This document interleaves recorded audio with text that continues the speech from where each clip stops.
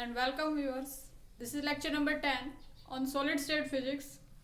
In this lecture, we will discuss about the intensity of diffracted X-rays. In our last lecture, we were discussing about Bragg's treatment of XRD and Lave's treatment of XRD. तो अगर हम पिछले lecture पे थोड़ा सा recap करें तो हमने देखा था कि क्रिस्टल डिटर्मिनेशन की हमारे पास मेजर 3 टेक्निक्स थी एक्सपेरिमेंटल. कौन सी टेक्निक्स थी वो?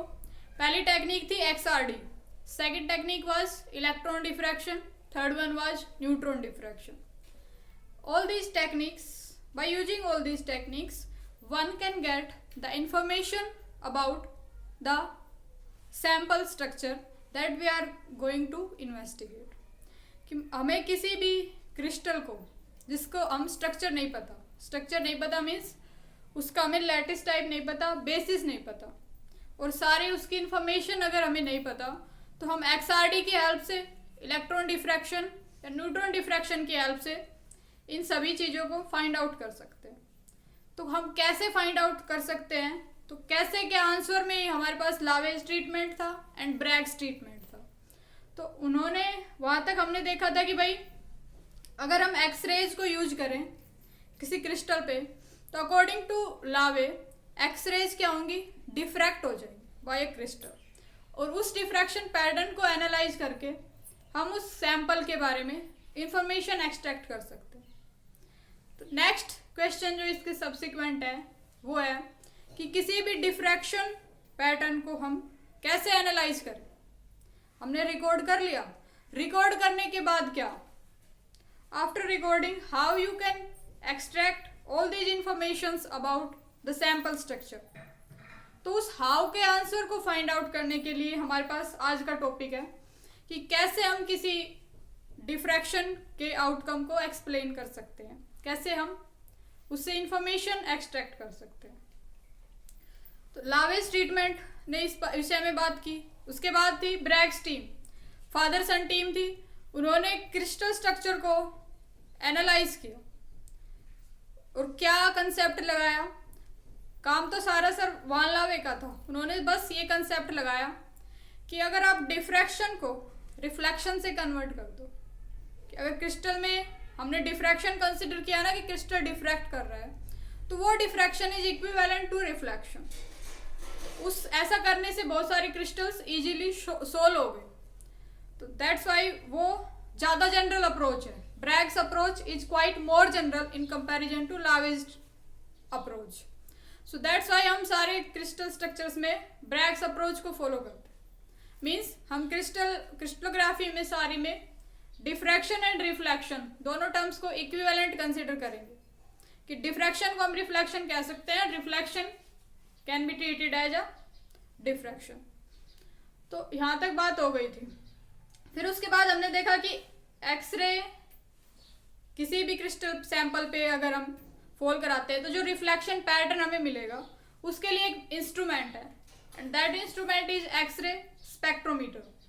तो कैसे किस तरह की जो उसमें कुछ होती है कि भाई एक्सरे स्पेक्ट्रोमीटर इस तरह से होता है. एक्सरे स्पेक्ट्रोमीटर कि एक सोर्स होगा एक्सरेज का सोर्स और ये कुछ सैंपल जिसके विषय में हमें नहीं पता कि भाई क्या इसकी लैटिस टाइप है, क्या बेसिस है. और यहाँ पे एक रिकॉर्डर होता है, रिकॉर्डर. तो जो सोर्स और जो ये रिकॉर्डर है, सोर्स तो XRD का है और ये सैंपल हमें नहीं पता. तो रिकॉर्डर इस तरीके से इस तरह से घूमता है, ठीक है. इस तरह से घूमता है तो इस पे जो इंटेंसिटी का पैटर्न हमें मिलता है वो पैटर्न रिकॉर्ड कर लिया जाता है और उस पैटर्न को ग्राफिकली 2 थीटा की वर्सेस प्लॉट करते हैं, ठीक है. तो ये XRD सैंपल पे फॉल कराई जाती है. तो ये सैंपल क्या करता है, ये हमने देख चुके पिछले लेक्चर में कि कैसे XRD को रिस्पॉन्स करता है ये सैंपल क्रिस्टल का.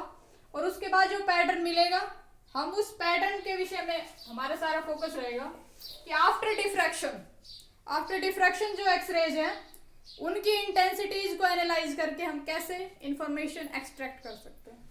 तो लेट अस सी कि जो ये आउटकम हमें मिली है ये जो रिकॉर्डर ने रिकॉर्ड किया है, इस रिकॉर्डिंग से हम कैसे इंफॉर्मेशन एक्सट्रैक्ट कर सकते हैं। तो जो ये आउटकम आती है एक्सरे स्पेक्ट्रोमीटर की, ये इसका एक प्लॉट खींचा जाता है, intensity versus intensity of diffracted x-rays versus 2 theta B. फिर theta B is Bragg's angle, theta B is Bragg's angle या ग्लैंसिंग एंगल भी कहते हैं, ग्लैंसिंग एंगल। तो ये कुछ इस तरह की इंटेंसिटी में कुछ इरेगुलर से पैटर्न होते हैं इस तरह की। तो जो ये इंटेंसिटी का जो इसकी आउटकम है, डिफ्रैक्टेड एक्सरेज की जो आउटकम है, ये किस किस की कंपोजिशन है, ये डिफ्रैक्टेड एक्सरेज किस किस की कंपोजिशन है। जो इंटेंसिटी है, दिस इंटेंसिटी इन्वॉल्व्स, ये पीक्स कुछ पर्टिकुलर पोजीशंस पे हैं, थीटा की कुछ वैल्यू है इनकी। तो intensity corresponds to peak positions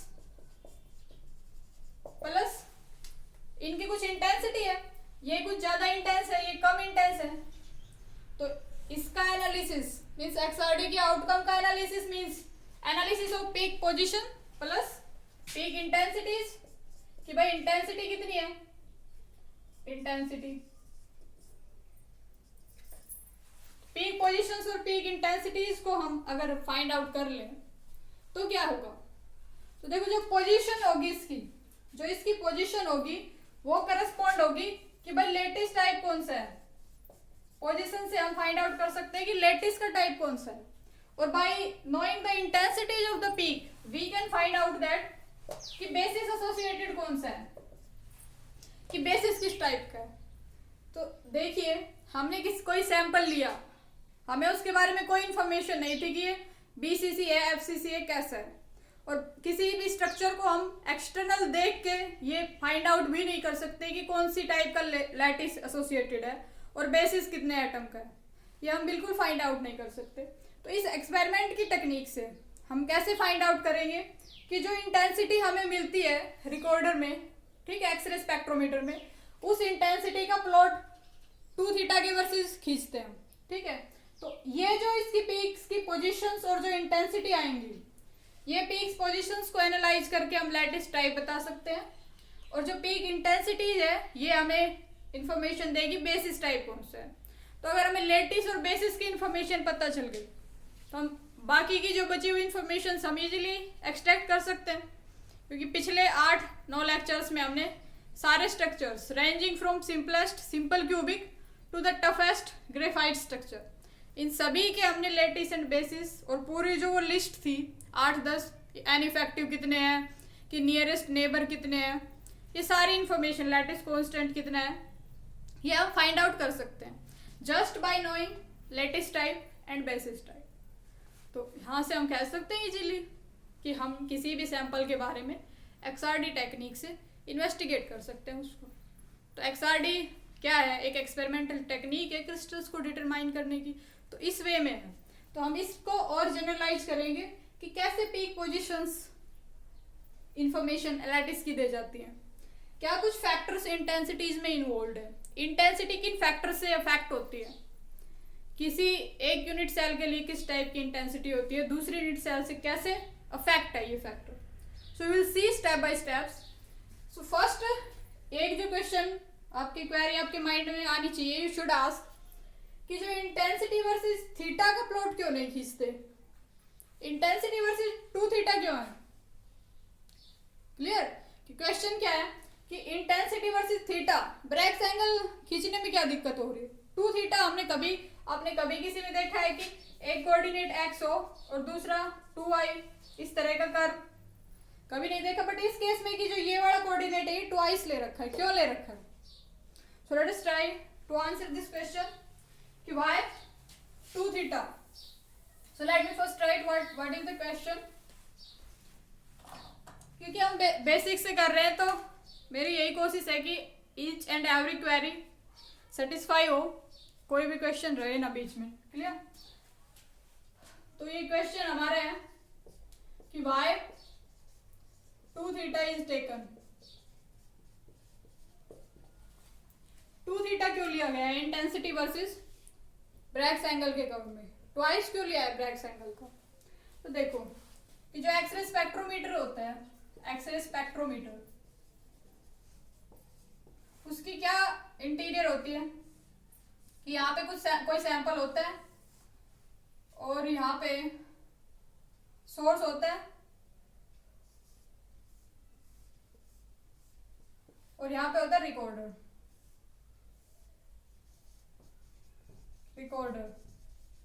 recorder source and this is sample, x-rays का सोर्स है ये। तो ये सैंपल का टाइप हमें नहीं पता, ये रिकॉर्डर कुछ एंगुलर डिस्प्लेसमेंट कवर करता है, उसको हम फाइंड आउट करते हैं। क्लियर है यहाँ तक? तो देखिए थीटा ब्रैग्स एंगल क्या होता है, थीटा क्या होता है? थीटा जैसे कि हमने ब्रैग्स सर ने क्या कहा था कि भाई हर एटम से जो डिफ्रैक्शन हो रहा है उसके करस्पॉन्डिंग एक प्लेन होगा, तो उस प्लेन से ऐसा लगेगा कि उस प्लेन से मिरर लाइक एक्सरेज रिफ्लेक्ट हो रही है। तो ये सैंपल में बहुत सारे प्लेन होंगे एचकेएल, कोई किसी भी प्रकार की ओरिएंटेशन हो सकती है, ये हमें नहीं पता कि कौन सी वाली ओरिएंटेशन। हमने जस्ट ले लिया कि मान लो एक इस तरह के एटम्स की लेयर है, एक्सरेज आई इस तरह से रिफ्लेक्ट हो गई, कुछ इसमें से ये ट्रांसमिट हो गई, transmitted beam and this is reflected. तो जो ये एंगल प्लेन के साथ जो एक्सरेज बना रही है ये था थीटा बी ब्रैग्स एंगल, ठीक है, और ये भी थीटा बी होगा और ये वाला भी यही होगा। क्लियर है? तो देखिए जो ये रिकॉर्डर है ये क्या रिकॉर्ड कर सकता है? ये रिकॉर्डर सिर्फ reflected beam and transmitted beam ये ही रिकॉर्ड कर सकता है। रिकॉर्डर ये इसकी इस प्लेन की लोकेशन ये वाली चीज रिकॉर्डर रिकॉर्ड नहीं कर सकता, ये वाली चीज रिकॉर्डर रिकॉर्ड नहीं कर सकता कि कौन से प्लेन से रिफ्लेक्शन हो रहा है। अब आप कहोगे कि भाई यहाँ पे सैंपल रख दिया, इसका 0 यहाँ पे सेट कर लो और इसको इस तरीके से घुमाओ कि भाई रिफ्लेक्टेड बीम ही रिकॉर्ड कर ले आराम से। तो देखिए हमने यहाँ पे इसका 0 लेवल सेट भी कर दिया। डिस्पाइट दिस ये जो सैंपल है, इस सैंपल में बहुत से प्लेन है, इस तरह से भी प्लेन हो सकता है, इस तरह से भी हो सकता है। हमें को क्या पता कि किस प्लेन से रिफ्लेक्ट होके आई? हम इसके इंटीरियर दिखाई देता है, हमें सैंपल दिखाई थोड़ी देता है कि किस प्लेन से रिफ्लेक्ट हो रही है। इनफाइनाइट प्लेन से इसके अंदर डिफरेंट ओरिएंटेशंस है किससे, और हर एटम के लिए एक प्लेन एग्जिस्ट करता है कि जिससे ऐसा लगे कि ये रिफ्लेक्ट हो रही है। अब मान लो कि ये किसी नीचे वाले से इस तरीके से रिफ्लेक्ट हुई हो, देन ये वाला 0 तो काम नहीं आएगा हमारे यहाँ पे, 0 तो यहाँ शिफ्ट हो जाएगा उस केस में। Are you getting this point? कि 2 थीटा हम क्यों लेते हैं? क्योंकि जो रिकॉर्डर है वो सिर्फ ट्रांसमिटेड बीम, हम ये एक्सरेज क्योंकि हमारे हाथ में है कि किधर से देंगे, तो हमें ये भी पता है कि एक्सरेज की ट्रांसमिटेड डायरेक्शन कौन सी होगी रिकॉर्डर से, और हम रिफ्लेक्ट जो जिस डायरेक्शन में हुई है उसको भी नोट कर सकते हैं रिकॉर्डर की हेल्प से। तो हम जो ये पूरा डिस्प्लेसमेंट है ये फाइंड आउट कर सकते हैं। थीटा सिंगल फाइंड आउट नहीं कर सकते, हम पूरा डिस्प्लेसमेंट रिकॉर्ड करते हैं। दैट्स व्हाई ये 2 थीटा के करस्पॉन्डिंग इंटेंसिटी का जो हमें पैटर्न मिलता है वो 2 थीटा के करस्पॉन्डिंग मिलता है, ना कि थीटा के करस्पॉन्डिंग। आई होप कि आपको इसका आंसर समझ में आ गया होगा कि क्यों 2 थीटा के करस्पॉन्डिंग हम इसमें लेते हैं। ठीक है, तो नेक्स्ट हम फाइंड आउट करेंगे कि इंटेंसिटीज को एनालाइज करके लैटिस और बेसिस कैसे फाइंड आउट कर सकते हैं। सो लेट अस प्रोसीड कि इंटेंसिटी ऑफ डिफ्रैक्टेड एक्सरेज। तो जो इंटेंसिटी है वो बहुत से फैक्टर्स पे डिपेंड करती है। जो एक्सरेज की इंटेंसिटीज है वो बहुत से फैक्टर्स पे डिपेंड करती है। तो जो मेजर फैक्टर है जहां से क्वेश्चन पूछा जाता है वो बेसिकली 2 है हमारे पास मेजर फैक्टर्स जिन पे इंटेंसिटी डिपेंड करती है डिफ्रैक्टेड एक्सरेज की। तो जो पहला फैक्टर है इंटेंसिटी जो डिफ्रैक्टेड एक्सरेज, जो पहला फैक्टर है जिस पे इंटेंसिटी डिपेंड करती है वो है atomic scattering factor, atomic scattering factor, and this is represented by small f. Second is geometrical structure factor. geometrical structure factor, and this is represented by S. तो ये दो मेजर फैक्टर्स हैं जिन पे intensity diffracted X-rays की depend करती है। कैसे depend करती है वो हम फाइंड आउट करेंगे कि कैसे डिपेंड करती है। क्लियर? तो पहली चीज, इंटेंसिटी क्या होती है? किसी भी रे की इंटेंसिटी उसके एम्पलीट्यूड का मोड का स्क्वायर। ठीक है, तो लेट्स से एयर हमारे पास जो एम्पलीट्यूड है वो एफ है।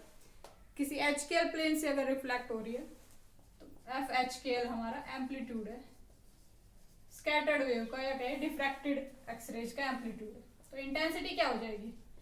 F H K L into F H K L complex conjugate इसका, इस तरह से कह सकते हैं एफ एच के एल के मोड का square, where F H K L is the amplitude of refracted x-ray. तो ये इंटेंसिटी, तो हमें इंटेंसिटी फाइंड आउट करनी है। तो इंटेंसिटी फाइंड आउट करनी है मींस अल्टीमेटली हमें एम्पलीट्यूड फाइंड आउट करना है diffracted x-rays. By knowing amplitude we can find the intensities of the diffracted x-rays. Clear?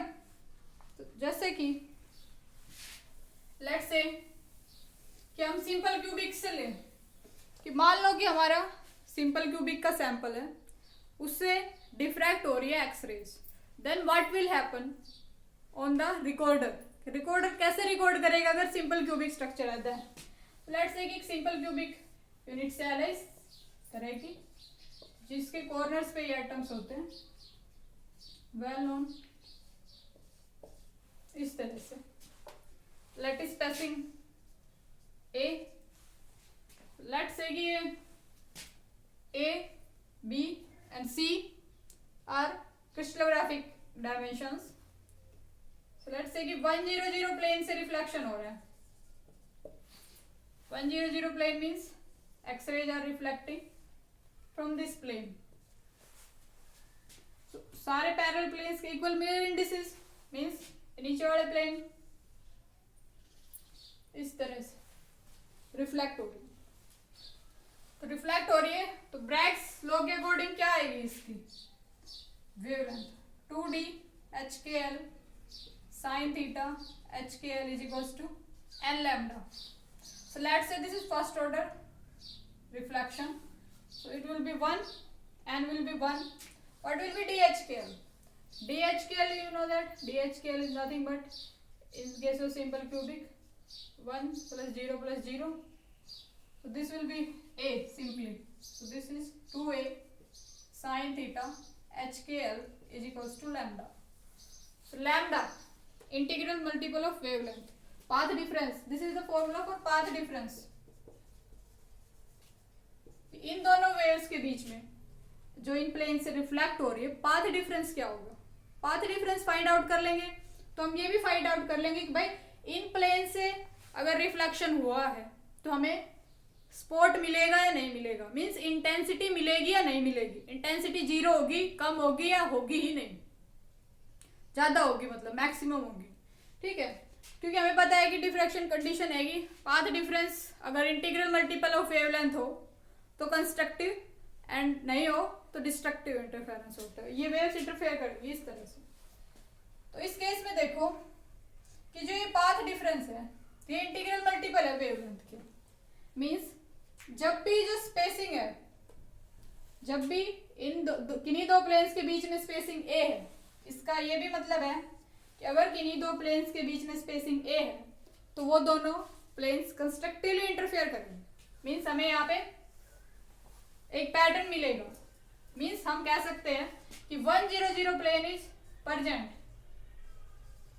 In simple cubic. इस सिंपल क्यूबिक में 100 प्लेन परजेंट है। क्लियर है कि 100 प्लेन इसमें रिफ्लेक्शन देगा। तो हमें ये इंफॉर्मेशन चाहिए क्योंकि हमें पता चल गया कि 100 प्लेन इसमें दे रहा है, तो हम कह सकेंगे कि भाई ये वाला सिंपल क्यूबिक है। अब ये नेसेसरी नहीं है कि हर लैटिस टाइप में 100 प्लेन रिफ्लेक्शन दे ही। इट इज नॉट नेसेसरी कि हर यूनिट सेल का 100 प्लेन आपको कंस्ट्रक्टिव इंटरफेरेंस ही देगा। तो देखो कैसे नहीं, इसको गलत कैसे प्रूव करें। लेट्स से हमने बीसीसी का सैंपल ले लिया है, बीसीसी है। बीसीसी मीन्स इसके बॉडी सेंटर में एक मिडिल एटम यहाँ पे होगा, तो मिडिल एटम होगा तो ऑब्वियसली इसके करस्पॉन्डिंग प्लेन होगा। एक्सरेज इसका सिंपली इसका ये मतलब तो है नहीं कि भाई एक्सरे सिंपल इन दो प्लेन्स पे आ रही है, इस पे हिट नहीं होगी। एक्सरेज आ रही है यहाँ पे भी, इस प्लेन से भी क्या होगी, डिफ्रैक्ट होगी, और यू कैन से रिफ्लेक्ट होगी। इक्विवेलेंट है, ठीक है, ब्रैग्स लो के बाद तो ये सारी बातें इक्विवेलेंट है, डिफ्रैक्शन और रिफ्लेक्शन। तो अगर इससे रिफ्लेक्ट होगी, देन अगर इन दोनों वेव्स के बीच में पाथ डिफरेंस था लैम्डा, तो इन दोनों वेव्स के बीच में पाथ डिफरेंस क्या हो जाएगा, lambda by 2, simple geometry, lambda by 2, lambda by 2। क्योंकि जब भी दो वेव्स के बीच में जो लैटिस स्पेसिंग ए थी तब था path difference integral multiple lambda, और जब ये मिडिल आ जाएगा मतलब a बाई 2 हो जाएगी, तो जब ये स्पेसिंग a बाई 2 हो गई तो ऑब्वियसली जो पाथ डिफरेंस है वो भी हाफ हो जाएगा। तो path difference is no longer integral multiple, so it is no longer integral multiple, so it means it will destructively interfere। so destructively interfere means कोई इंटेंसिटी आपको नहीं मिलेगी यहाँ पे, मतलब ये प्लेन रिफ्लेक्शन देगा ही नहीं, कोई इंटेंसिटी नहीं है। तो हम बीसीसी के केस में कह सकते हैं कि 100 plane is absent, 100 plane is absent, ठीक है। 100 प्लेन बीसीसी के केस में मिलेगा ही नहीं आपको, उस प्लेन से रिफ्लेक्शन ही नहीं शो होगा, इंटेंसिटी 0 है। तो ये एक जनरल मेथड था कि इस तरह से हम समझ सकते हैं। अब ये तो हमने सिंपलेस्ट केस लेके समझा, और सारे प्लेन्स को ऐसे तो एक्सट्रैक्ट नहीं कर सकते कि कौन सा प्लेन मिसिंग है और कौन सा प्लेन इंटेंसिटी दे रहा है, ठीक है। तो उसके लिए एक जनरल टर्म है, वो जनरल टर्म है ज्योमेट्रिकल स्ट्रक्चर फैक्टर। अगर हम geometrical structure factor find out कर ले सभी स्ट्रक्चर्स का, तो उससे हम ये फाइंड आउट कर लेंगे कि भाई कौन सी टाइप की स्ट्रक्चर में कौन से प्लेन्स मिसिंग्स हैं। कुछ प्लेन्स मिसिंग होते हैं, कुछ प्लेन्स नहीं देते। हमने देखा कि क्यों नहीं देते, क्या कंडीशंस आ जाती है कि बीच में कोई ऐसा प्लेन एग्जिस्ट कर जाता है जिस वजह से पाथ डिफरेंस उस पर्टिकुलर डायरेक्शन में इंटीग्रल मल्टीपल नहीं रहता, उस वजह से इंटेंसिटी वैनिश हो जाती है उस डायरेक्शन। तो जो ये ज्योमेट्रिकल स्ट्रक्चर फैक्टर है एक जनरल एक रूल है, मतलब इसको मेमोराइज करके हम फाइंड आउट कर सकते हैं कि कौन से प्लेन्स एब्सेंट होंगे किन किन स्ट्रक्चर्स में या किन में प्रेजेंट होंगे। So let us explore more atomic structure factor, atomic scattering factor and geometrical structure factor। तो जो atomic scattering factor है ये सिंपली किसका मेजर है,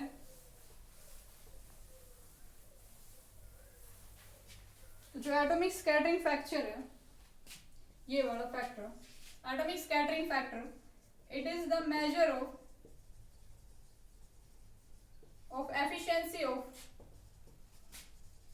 efficiency of scattering by an atom। क्या समझ में आया आपको, पहले तो पढ़ो क्या है कि it is the measure of efficiency of scattering by an atom, कि किसी एटम से, एटम मींस इलेक्ट्रॉन होंगे, तो किसी एटम से एक्सरेज किस तरह से स्कैटर होगी उसका मेजर है, ठीक है, उसकी एफिशिएंसी का, कि मतलब कोई एटम एक्सरेज को कितना स्कैटर करने में सक्सेसफुल है। अब कुछ एटम्स होंगे जिनके सारे इलेक्ट्रॉन स्कैटरिंग में पार्टिसिपेट करेंगे, कुछ के सारे पार्टिसिपेट नहीं करेंगे। तो क्या कंडीशन है, तो सारे स्कैटरिंग में पार्टिसिपेट करेंगे या नहीं करेंगे किस पे निर्भर है। अब मान लो कि एक्सरेज इस डायरेक्शन में हम देखें, क्योंकि जो ये इलेक्ट्रॉन है ये एक्सरेज को सभी डायरेक्शन में स्कैटर करेगा, ऑब्वियसली करेगा इलेक्ट्रॉन, थॉमसन स्कैटरिंग। जो इलेक्ट्रॉन है एक्सरेज इस पे इंपिंग कर रहे हैं, तो एक्सरे क्या होती है, एक्सरे क्या है, simply electromagnetic waves, means x-rays composed of oscillating electric and magnetic fields. X-rays nothing but oscillating electric and magnetic fields. तो ये oscillating electric and magnetic field क्या करेगा,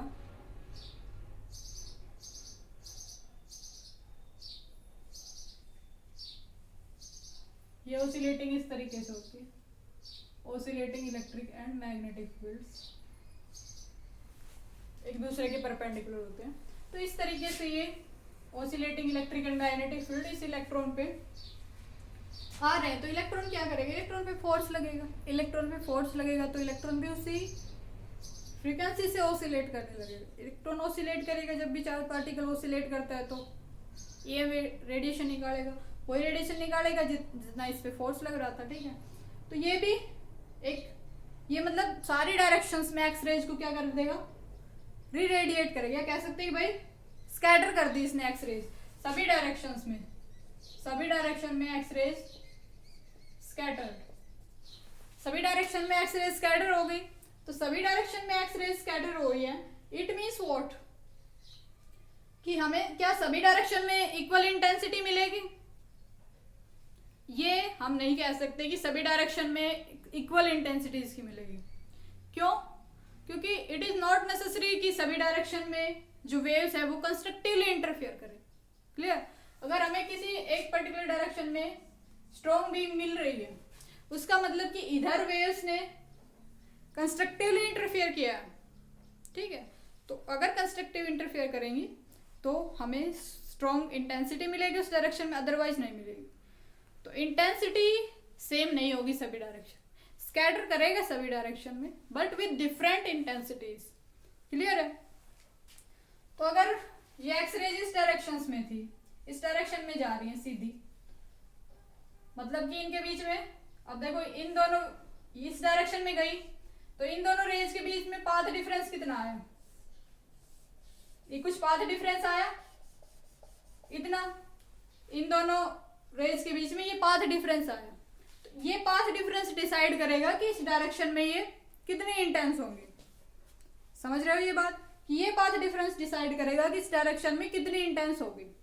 ठीक, अगर इनके बीच में जीरो पाथ डिफरेंस है, मतलब इस सीधी जा रही है तो जीरो है, तो उसका मतलब क्या कि फुल मिलेगा, फुल आपको इंटेंसिटी मिलेगी। तो जो अगर हम एटॉमिक स्कैटरिंग फैक्टर, तो इसको मोर जनरल फॉर्म में लिखें, एक फॉर्मूला की फॉर्म में, तो किस तरह से होता है एटॉमिक स्कैटरिंग फैक्टर। ये एफिशिएंसी है कि भाई एटम ने कितना स्कैटर किया एक्स रेज को, ठीक है। तो ये सिंपली एम्पलीट्यूड होता है, F it is the amplitude of waves scattered by the actual atom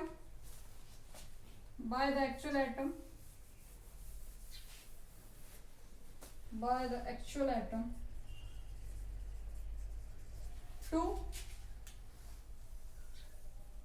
amplitude of x-ray कहना ज्यादा अप्रोप्रिएट है, एम्पलीट्यूड ऑफ x-rays, क्योंकि हम एक्सरेज के कॉन्टेक्स्ट में बात कर रहे हैं। Amplitude of x-rays scattered by a single electron. इसका मेजर सिंगल इलेक्ट्रॉन के रिस्पेक्ट में एक्चुअल एटम में जितने इलेक्ट्रॉन्स हैं उन्होंने कितना पार्टिसिपेट किया स्कैटरिंग में, सारों ने स्कैटर किया या नहीं किया, तो ये उसका मेजर है। तो अगर हम F वर्सेस थीटा का प्लॉट देखें तो ये अगर थीटा जीरो है, थीटा मीन्स कि ये स्कैटरिंग एंगल, अगर थीटा जीरो है मतलब कि हमने देखा था अभी थीटा जीरो था, मतलब सारी इलेक्ट्रॉन्स पार्टिसिपेट कर रहे थे, फुल इंटेंसिटी मिल रही थी, मतलब कि सारे इलेक्ट्रॉन्स, कितने इलेक्ट्रॉन्स होते हैं किसी भी एटम में, उसके एटॉमिक नंबर जितने, एटॉमिक नंबर जेड। तो अगर थीटा जीरो है तो ये एफ मैक्सिमम होगा। जैसे जैसे थीटा वैरी करेगा तो इंटेंसिटी बढ़ तो सकती नहीं, क्योंकि मैक्सिमम तो ट्रांसमिटेड डायरेक्शंस में मैक्सिमम होगी जहाँ पे कोई पाथ डिफरेंस नहीं है, तो ऑब्वियसली ये डिक्रीज होती है। कोई एक इसका फॉर्मूला होता है उससे उसकी डिपेंडेंसी पे डिक्रीज होती है, तो हम उसमें इंटरेस्टेड नहीं है, ना उससे कोई क्वेश्चन पूछा जाता, बस इतना जानना सफिशिएंट है कि ये उसका मेजर है। It is a measure of efficiency of scattering by an atom. Clear? So next हम बात करेंगे ज्योमेट्रिकल स्ट्रक्चर फैक्टर। ठीक है, ज्योमेट्रिकल स्ट्रक्चर फैक्टर। तो हम इस तरह से प्रोसीड कर रहे हैं कि जैसे हमने सबसे पहले देखा कि स्कैटरिंग, एक सिंगल इलेक्ट्रॉन कैसे स्कैटर करेगा। उसके बाद group of electrons, group of electrons means atomic scattering factor. Atomic scattering factor को हम ये भी कह सकते हैं scattering by an atom, scattering by an atom या एटॉमिक स्कैटरिंग फैक्टर। अब ज्योमेट्रिकल स्ट्रक्चर फैक्टर किसका मेजर होता है? Scattering by unit cell, scattering by unit cell. Unit cell ने कितना स्कैटर किया है। ठीक है, हम देख कैसे प्रोसीड कर रहे हैं। पहले स्कैटरिंग एक सिंगल इलेक्ट्रॉन से देखी, फिर एटम से देखी, अब एटम किसमें? यूनिट सेल में।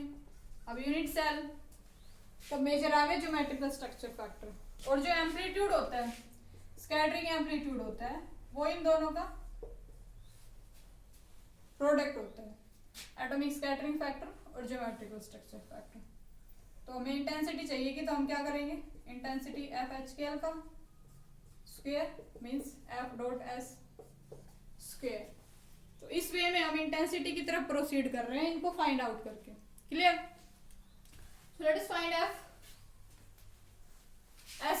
एस फाइंड आउट करते हैं। Scattering by unit cell. तो स्कैटरिंग बाय यूनिट सेल में क्या होता है कि यूनिट सेल में बहुत सारे एटम्स होंगे।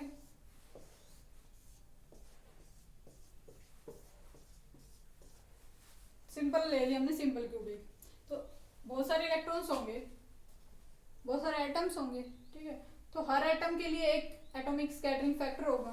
लेट्स से इसके लिए F1 है, इसके लिए F2 है, इसके लिए F3 है, F4 है। हर एटम स्कैटर करेगा, एटम में सारे इलेक्ट्रॉन्स है, तो वो एक फैक्टर होगा। तो अगर हमें geometrical structure factor find out करने हैं, तो एक जिस यूनिट सेल में जितने एटम्स हैं सारों का एटॉमिक स्कैटरिंग फैक्टर ऐड कर देंगे। तो F1 प्लस F2 जितने भी एटम है, सपोज 4 है, तो सारे एटॉमिक फैक्टर्स को ऐड कर देंगे। तो हम इसका एम्पलीट्यूड फाइंड आउट कर सकते हैं scattering by unit cell. Unit cell ने कितना स्कैटर किया है एक्स रेज को। ठीक है, क्योंकि हम ये सारे क्या फैक्टर्स देख रहे हैं कि जो इंटेंसिटी है